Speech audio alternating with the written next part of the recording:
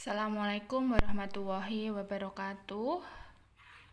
Salam sejahtera. Semoga kalian masih dalam kondisi yang sehat untuk masih bisa mengikuti perkuliahan ya, untuk bisa mengikuti materi sampai di akhir semester ini melalui proses daring seperti ini.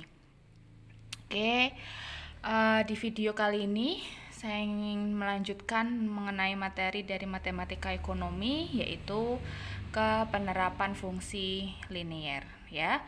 Kita kemarin sudah belajar mengenai fungsi linier, oke, dari mulai membentuk garis ya, kemudian mencari gradien, kemudian menggambar gitu. Nah, sekarang kita terapkan pada bidang ekonomi. Oke, penerapan yang pertama kita terapkan pada fungsi permintaan, fungsi penawaran, dan titik keseimbangan pasar. Ya, ini materi atau teorinya sudah pernah kalian pelajari, mungkin ada di materi pengantar ekonomi ya, atau di ekonomi mikro atau makro. Kita hari ini lebih ke perhitungannya ya, kita lebih pada hitungan matematisnya.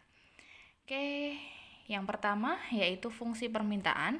Nah, fungsi permintaan ini merupakan cerminan dari perilaku konsumen ya yang ada di pasar. Oke, nah fungsi ini itu mencerminkan hubungan antara variabel harga dengan variabel barang yang diminta. Nah, karena ini mencerminkan dari perilaku konsumen, ya, maka bisa dikatakan bahwa fungsi permintaan ini bunyinya seperti ini. Jika harga barang yang mengalami peningkatan, ya, atau yang diminta itu mengalami peningkatan, maka jumlah barang yang akan diminta itu akan mengalami penurunan, ya, karena fungsi ini itu adalah perilaku konsumen. Maka kalau misalnya di pasar, oke, itu harga barang itu naik ya, otomatis jumlah yang diminta itu pasti akan turun. Beda kalau harga itu mengalami penurunan ya. Kalau paling gampangnya kalau misalnya lagi ada diskonan gitu ya, atau penurunan harga, otomatis jumlah barang yang diminta itu akan mengalami kenaikan. Makanya pada fungsi permintaan ini itu berlakunya itu adalah fungsi berbalik arah ya, atau nanti kita bisa menggambarkannya dalam model bergradien negatif ya, atau kalau kita gambarkan itu nanti grafiknya akan turun ke bawah. Nah, fungsi permintaan sendiri itu notasinya seperti itu ya, bisa kalian bentuk dalam model Q atau dalam bentuk P ya, dalam bentuk Q atau barang ya, atau dalam bentuk P atau harga ya. Kalau dalam bentuk Q itu fungsi permintaannya menjadi Q sama dengan A min B P. Oke ya, karena tadi saya katakan bahwa fungsi permintaan tadi itu gradiennya negatif, atau kalau kita gambarkan nanti itu grafiknya akan turun ke bawah gitu. Makanya di sini kelihatan kalau gradien dari fungsi permintaan itu adalah negatif ya. Kalau dirubah ke dalam bentuk P itu bisa menjadi A per B min seper B Q ya. Jadi nanti fungsi permintaan ini kalian model atau kalian bentuk dalam bentuk Q atau dalam bentuk P itu sama aja, bisa ya gitu. Nah, begini ya fungsi permintaan. Kita gambarkan Q ke P. Jangan lupa untuk garis yang datar ini pada sumbu X ini kita ganti menjadi Q ya. Kemudian untuk sumbu Y ya, atau yang tegak ini kita ganti P. Nah, gambarnya itu akan turun ke bawah ya, atau grafiknya akan turun ke bawah ya, karena gradien tadi pada fungsi permintaan itu adalah gradiennya negatif ya, karena fungsi permintaan tadi itu fungsinya berbalik arah ya. Jadi kalau Q-nya semakin kalau harganya itu semakin naik, Q-nya semakin kecil gitu ya. Kalau harganya semakin turun, oke, Q-nya akan semakin naik begitu.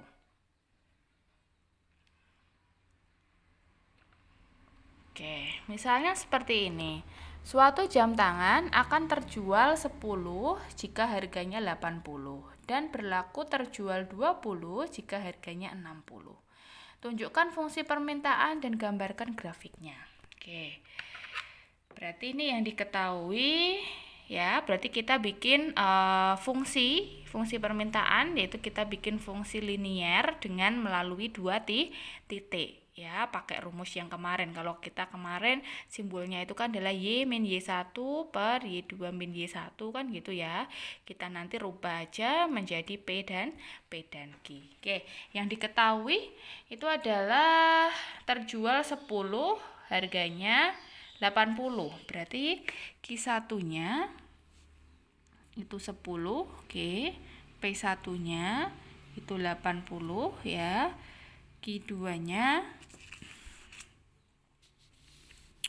Q2-nya berapa ini? Yang terjual 20. Oke. Dengan harga P2-nya 60. Ya, kita pakai rumus yang sama yang kita kemarin gunakan ya pada saat kita membuat fungsi linier ya. Cuma kita ganti aja simbolnya. Sekarang menjadi P min P1 per P2 min P1 sama dengan Q min Q1 per Q2 min Q1. Tinggal dimasukkan, berarti P min P1-nya 80 per P2-nya 60 min 80 sama dengan Q min Q1-nya 10 per Q2-nya 20 min 10. Ya. Berarti ini berapa ini? P min 80 ya per min 20 sama dengan Q min 10 per 10. Ya, jangan lupa tinggal dikalikan silang.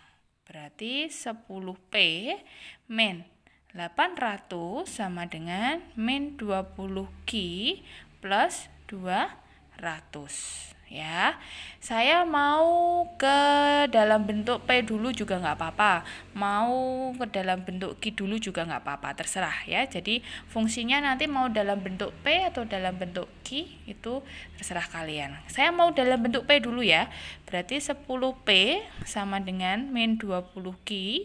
Oke, ini berarti pindah ruas ini ya, berarti plus 1000 ya, berarti P sama dengan ini saya bagi semuanya 10, berarti min 2Q oke, plus 100. Atau kalau saya ganti dalam bentuk Q ya, ini misalnya saya pindah ruas kan ke sini gitu ya, biar positif atau tetap gini juga nggak apa-apa. Saya pindah ruas ke sini aja ya, berarti 2Q oke, sama dengan 100 min P. Berarti Q sama dengan 50 min, ini berarti 1 dibagi 2 berarti setengah P. Oke. Ini ya, berarti fungsi permintaannya itu P sama dengan min 2Q plus 100, atau bisa kalian tulis dalam bentuk Q sama dengan 50 min 0,5 P. Nah, saya gambarkan sekarang. Ini Q, ini P. Oke ya. Saya mau ngambil yang ini aja, yang Q juga nggak apa-apa. Yuk, kalau titik potong terhadap sumbu Q, ya, jadi titik potongnya dulu. Oke. Sumbu Q itu berarti P-nya sama dengan 0 ya. Berarti nanti titiknya itu adalah 50,0. Oke. Kemudian titik potong sumbu P itu pada saat Q-nya sama dengan 0. Pada saat Q-nya sama dengan 0 berarti P-nya nanti 0,100 ya. Ya kan, pada saat Q-nya 0 itu kan berarti P-nya nanti 100. Oke, nah Titik yang pertama yaitu 50,0. Ya, 50,0 berarti sini dianggap 50. Titik yang kedua 0,100 ini ya. Oke, saya gambarkan nih. Nah, ini. Oke, berarti ini fungsi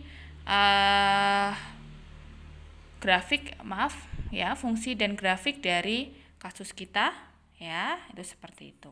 Nah,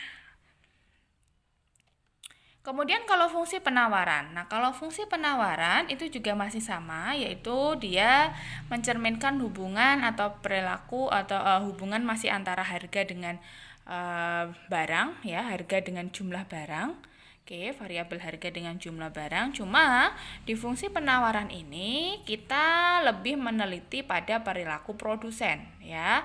Jadi fungsi penawaran ini mencerminkan perilaku produsen. Nah, makanya nanti itu grafiknya nanti pasti akan naik ke atas ya. Nah, fungsi dari perilaku produsen sendiri itu seperti apa? Jadi kalau misalnya harga barangnya itu meningkat ya, kalau saya menjadi produsen, kalau harga barangnya meningkat, otomatis saya akan menjualnya ya. Yang ditawarkan, barang yang ingin saya jualkan itu pasti akan semakin besar atau semakin meningkat juga. Beda kalau misalnya harganya itu turun ya, saya sebagai produsen pasti akan menawarkan atau saya menjualkan barangnya itu pasti dengan jumlah yang lebih sedikit. Nah, makanya pada fungsi penawaran ini nanti grafiknya itu akan naik ke atas ya, atau istilahnya fungsinya ini searah. Kalau tadi berlawanan arah atau berbalik arah, kalau yang ini searah ya. Oke, nanti gradiennya otomatis pasti positif pada fungsi penawaran ini ya. Nah, pada fungsi penawaran, fungsinya berubah menjadi seperti ini. Nah, saya katakan tadi bahwa gradiennya itu positif, ya. Jelas ya di sini gradiennya positif. Nah, ini nanti yang akan ditunjukkan pada gambar, maka grafiknya akan naik ke atas. Ya, kalau tadi turun, kalau ini naik. Oke. Nah, ini sama. Harga kaosnya 65, ada 125. Kalau harganya 75 itu ada 145. Oke, tunjukkan persamaan penawarannya ya. Mungkin nanti bisa kalian gambarkan secara grafiknya. Oke, yang diketahui itu adalah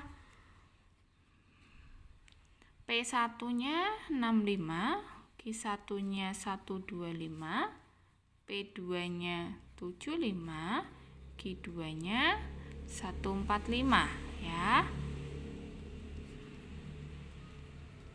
Oke.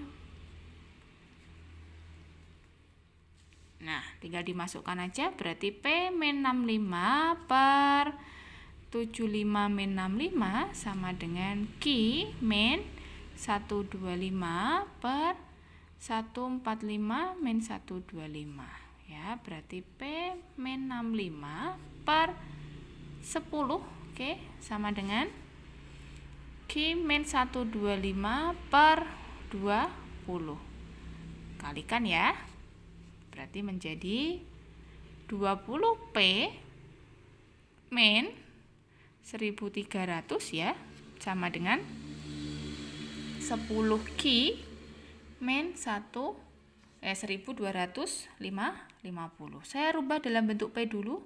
20P itu sama dengan 10Q. Ini saya pindah ruas ke sini ya, berarti menjadi plus 50 ya. Berarti P-nya sama dengan setengah Q. Oke. Plus 5/2 ya. Atau kalau saya rubah ke dalam bentuk Q, berarti Q ya, 10Q itu sama dengan 20P min 50. Oke, berarti Q sama dengan 2P min 5 ya. Sama aja di sini. Oke, nah kalau sudah tinggal kalian gambarkan aja. Oke, ini Q, ini P. Jangan lupa ya, sumbu X-nya itu adalah Q, sumbu Y-nya itu adalah P. Saya pakai persamaan yang ini. Kalau titik potong terhadap sumbu Q, ya, P-nya sama dengan 0. Oke. Pada saat P-nya sama dengan 0, berarti Q-nya min 5. Berarti min 5,0, ya. Kemudian titik potong terhadap sumbu P, oke, berarti pada saat Q-nya 0, ya, berarti Q-nya 0, berarti P-nya 5/2, 2,5 ya, berarti min 5, ini ya, min 5,0 dan 0, sini ya, anggap aja sini 5/2. Nah, oke, saya gambarkan. Nah, seperti itu. Nah, ini adalah fungsi dan grafik pada kasus kita pada fungsi penawaran. Sekarang titik keseimbangan pasar. Nah, titik keseimbangan pasar atau kondisi keseimbangan pasar itu terjadi pada saat jumlah yang diminta itu sama dengan jumlah yang ditawarkan, atau harga yang diminta itu sama dengan harga yang ditawarkan. Ya, jadi titik keseimbangan pasar ini ada 2 syarat. Bisa kalian pakai syarat yang pertama, ya, QD sama dengan QS atau PD sama dengan PS ya. Jadi pada keseimbangan pasar kalian bisa pakai syarat jumlahnya atau syarat harganya ya. Terserah kalian nanti mau pakai yang Q atau pakai yang P, itu pasti nanti hasilnya akan sama. Nah, ini ilustrasi grafiknya ya dari titik keseimbangan pasar. Oke. Di sini adalah titik keseimbangan pasarnya ya, yaitu titik potong antara fungsi permintaan dan fungsi penawaran. Nah, misalnya ini fungsi permintaan terhadap suatu barang, oke, dinyatakan dalam P sama dengan 15 min Q. Oke ya, fungsi permintaannya itu adalah 15 min Q. Kemudian fungsi penawarannya itu 2P sama dengan 3 plus Q. Oke.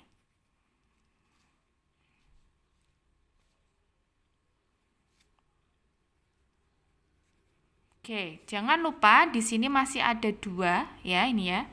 Masih ada variabel koefisien pada variabel P ini masih ada koefisien 2. Jangan lupa harus kalian rubah ya. Saya rubah dulu ke dalam bentuk P, berarti PS sama dengan 3/2 plus setengah Q. Oke. Nah, kalian rubah dulu. Gambarkan grafik 2 pada satu sistem. Oke, jumlah, tentukan titik. Oke, saya cari titik keseimbangan pasarnya dulu ya. Nah, keseimbangan pasarnya saya rubah saya dalam bentuk P, atau nanti bisa kalian dalam bentuk Q juga sama aja. Saya dalam bentuk P dulu ya. Berarti PD sama dengan PS. Oke, 15 min Q sama dengan 3/2 plus setengah Q. Jangan lupa biar enak semuanya saya kalikan 2 ya, berarti 30 min 2Q sama dengan 3 plus Q. Oke, saya pindah ruaskan semuanya ya. Berarti ini menjadi 3Q ya. Itu sama dengan 27. Berarti Q-nya sama dengan 9 ya. Kalau Q-nya sama dengan 9, P-nya sama dengan berapa ini? P-nya sama dengan kan 15 min Q ya. Berarti 15 min 9 berarti 6. Oke, berarti titik keseimbangan pasarnya ketemu yaitu 9,6.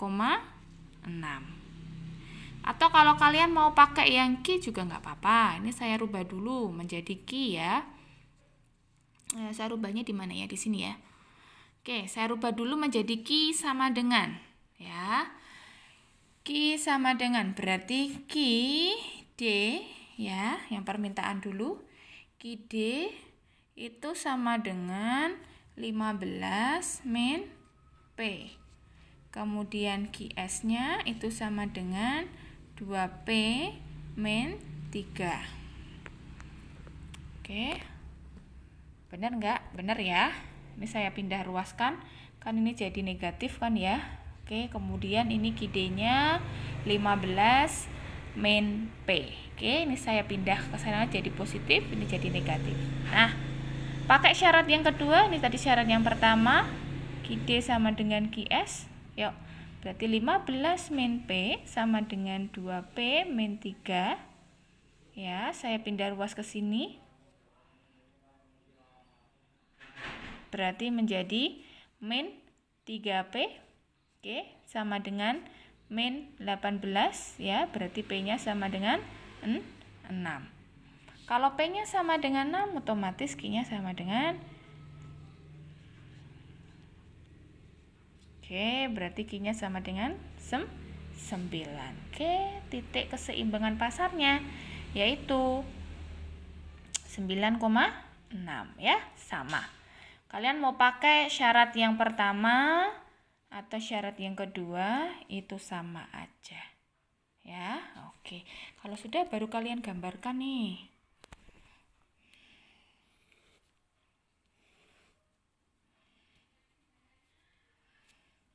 Saya mau menggambar yang ini dulu ya. Yang PD sama dengan 15 min atau yang ini deh sama aja lah ya. QD sama dengan 15 min P ya, biar nanti nggak pecahan, toh sama aja sebenarnya. Saya mau pakai yang ini aja yang mudah. QD sama dengan 15 min P. Oke. Berarti kalau Q-nya 0 ya, P-nya 15. Oke. Kalau P-nya 0 ya, Q-nya 15. Nah, cari titik potongnya aja. Titik potong terhadap titik potong terhadap sumbu Q dan terhadap sumbu P. Kemudian sekarang yang ini. Yang Q sama dengan 2P min 3. Oke, kalau Q-nya 0, berarti P-nya berapa itu? 3/2 ya. Anggap aja di sini 3/2. Oke. Kalau P-nya 0 ya, berarti Q-nya min 3. Oke, min 3-nya sini. Nah, saya tarik. Oke, nah ini titik keseimbangan pasarnya yaitu ada di 9 ya, 6. Oke. Nah, seperti itu. Nah, sekarang keseimbangan pasar dua macam produk. Kalau tadi itu hanya satu produk, nah sekarang kalau kondisinya ada dua macam produk. Nah, kondisi pada ini ya, pada dua macam produk itu bisa berhubungannya secara substitusi atau produk pengganti, atau bisa secara komplementer atau produk pelengkap ya. Contohnya seperti ini ya. Kalau substitusi itu beras bisa kalian ganti menjadi gandum, atau kalian kalian ganti menjadi mie, jagung ya. Yang penting sama-sama sebagai sumber karbohidrat misalnya. Nah, minyak tanah bisa kalian ganti menjadi gas LPG gitu ya. Atau batu bara ya. Yang penting sumber untuk memanaskan gitu ya. Kemudian kalau komplementer itu pelengkap ya, teh dengan gula, semen dengan pasir ya. Pelengkapnya kopi dengan gula, kopi dengan creamer. Nah, itu kan pelengkapnya. Oke. Nah, secara matematis, fungsi permintaan dan fungsi penawaran produk yang berinteraksi itu mempunyai dua variabel bebas, yaitu harga produk itu sendiri dan harga produk lain yang saling berhubungan. Ya, jadi nanti makanya ada simbol X dan Y-nya. Oke, ada PX, ada PY gitu. Ya, yaitu harga produk itu sendiri dan harga produk yang lain yang saling berhubungan. Nah, makanya fungsi permintaannya nanti akan menjadi seperti ini. Q dx-nya itu sama dengan A0 min A1 PX plus A2 PY. Kemudian yang kedua, untuk barang yang kedua ya, barang Y, oke, itu B0 plus B1 PX min B2 PY ya. Jadi di sini kita nanti akan ada dua barang, yaitu barang X dan barang Y gitu. Nah, fungsi penawarnya juga sama ya, karena kita juga ada dua barang ya, otomatis nanti fungsi penawarannya juga ada dua, yaitu untuk barang X dan untuk barang Y. Oke, fungsinya seperti ini. Oke ya.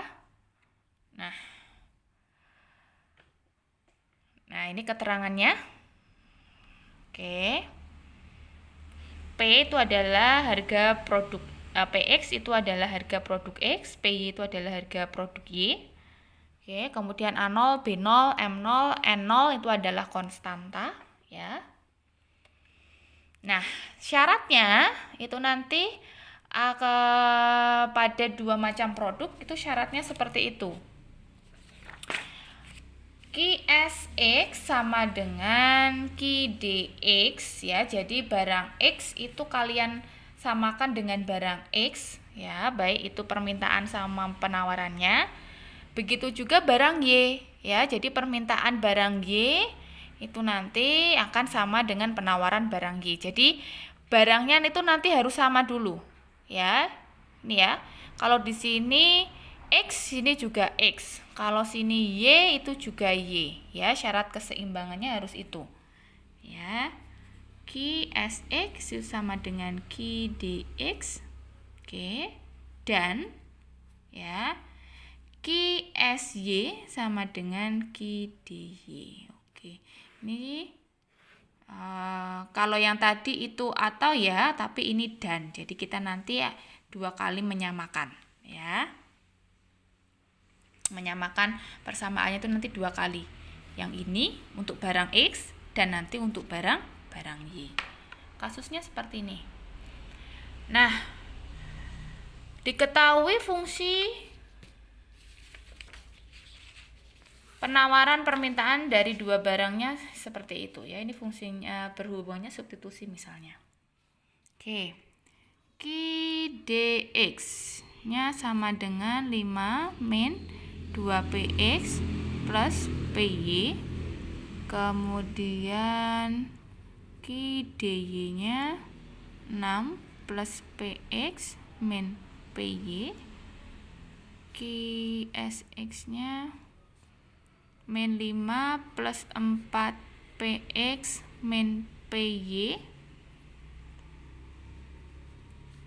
min 4 min PX plus 3 PY. Oke, pakai syarat yang tadi. Nah, oke, kita pakai syarat dulu yang pertama. QSX sama dengan QDX. Oke. Berarti min 5 plus 4PX min PY ya sama dengan 5 min 2PX plus PY. Oke, tinggal disamakan aja ya. Yang ada variabelnya kalian jadikan 1. Yuk, berarti 4PX min PY, oke, plus 2PX min PY sama dengan 5 plus 5. Ya, berarti menjadi 6PX, oke, min 2PY sama dengan 10. Oke, ini persamaan yang pertama. Sekarang yang kedua. QSY sama dengan QDY. Oke, QSY-nya mana? Min 4 min PX plus 3PY sama dengan 6 plus PX min PY. Saya pindah ruaskan semuanya di sini. Min PX plus 3PY plus PY, ya. 6 plus 4. Oke. Berarti menjadi min 2PX plus 4PY sama dengan 10. Ini persamaan yang kedua. Kalau sudah, baru persamaan pertama dan kedua itu silakan kalian eliminasi ya. Berarti 6PX min 2PY sama dengan 10. Min 2PX plus 4PY sama dengan 10. Ya, saya kalikan 2 ya yang sini. Ini kalikan 1. Ya, berarti 12PX min 4PY sama dengan 20. Itu min 2PX plus 4PY sama dengan 10. Biar hilang, saya tambahkan. Ya, berarti ini menjadi 10PX sama dengan 30. Oke. Berarti PX-nya sama dengan 3. Kalau ketemu PX-nya 3, berarti PY-nya berapa? Masukkan aja ini 3. Ya. Oke, berarti ini 12. Masukkan aja ini. 12 pindah ruas di sini.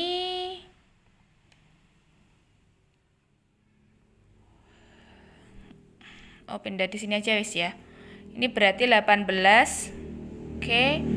18 saya pindah ke ruas di sini berarti nanti menjadi min 8 min 2 PY sama dengan min 8 berarti PY-nya 4. Nah, ketemu PX-nya 3, PY-nya 4. Ini yang pertama. Nah, kemudian cari yang Q sekarang. Oke. TX sama QY-nya. Tinggal dimasukkan aja. QX-nya masukkan di sini. Yo. 5. Oke, min 2 kali PX-nya 3. Oke, plus 4. 5 min 6 plus 4. Ya, sama dengan 3. QY-nya tinggal dimasukkan 6 plus 3. Oke, min 4. Ya. Berarti 5. Nah, ketemu. Oke. Nah, ketemu ya. Oke, sama seperti yang ada di slide. Nah, seperti itu caranya. Nah, sekarang kita ke pengaruh pajak pada keseimbangan pasar. Nah, pengaruh pajak yang dikenakan atas penjualan suatu barang itu nanti akan menyebabkan harga jual dari barang itu akan naik, ya. Jadi sebab setelah dikenakan pajak ya, produsen akan berusaha mengalihkan sebagian beban pajak itu kepada konsumen. Jadi kalau kalian gini, kalau kalian sekarang merasa saya tuh kalau misalnya makan di restoran itu kok bayarnya kok lebih mahal ya. Kenapa? Karena kalian dikenakan pajak. Sebenarnya sama pihak pemerintah itu dikenakan pajaknya itu kepada produsen. Oke, tetapi karena produsen nggak ingin